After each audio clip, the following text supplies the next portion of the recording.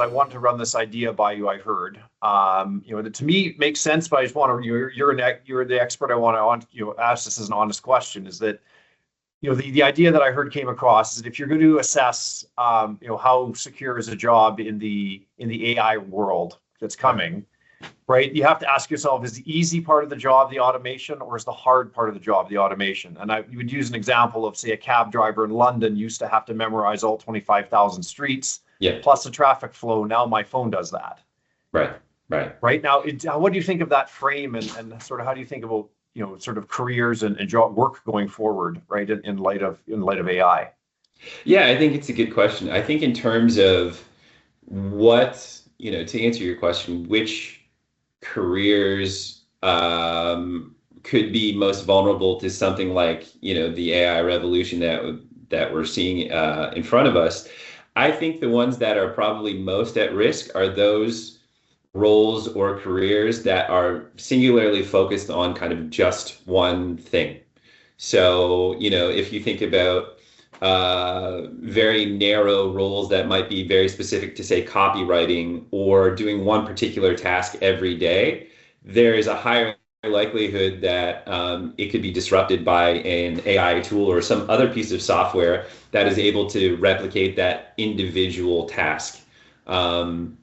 And so those are the types of roles that I think are most at risk, but I think they would be at risk regardless of whether it's AI or something else that could potentially displace it. Most of us have very kind of complex jobs where we're doing several things throughout the day.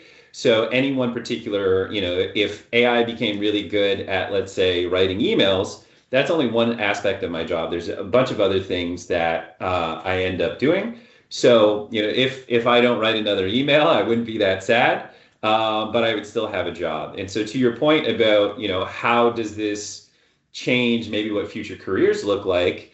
I think what it does is, because AI tools are getting so good at understanding common language and then creating things, I think by removing the technical barriers, say to creating an app, a website, a great design, what it's doing is it's rewarding creativity. So I think the people that are going to be most successful in the future, they won't necessarily need to have that technical background that used to be a requirement. They're going to be the people who are most creative in understanding how these tools work and how they can apply them to generate value.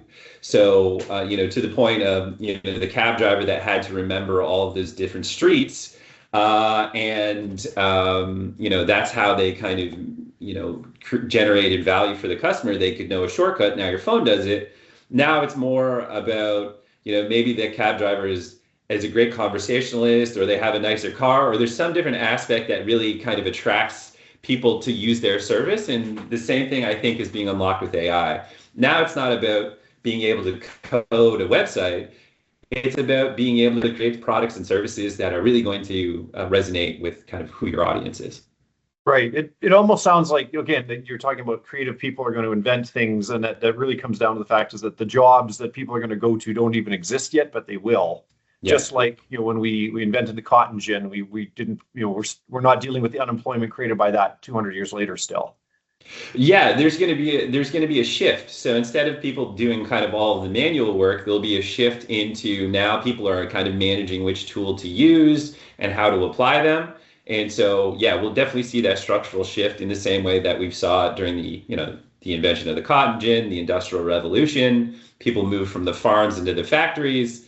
And now, with AI, to your point, people could move from kind of doing, frontline manual work to now they're actually managing teams of agents instead. So that structural shift will probably happen in certain areas, but that hasn't fully been determined yet.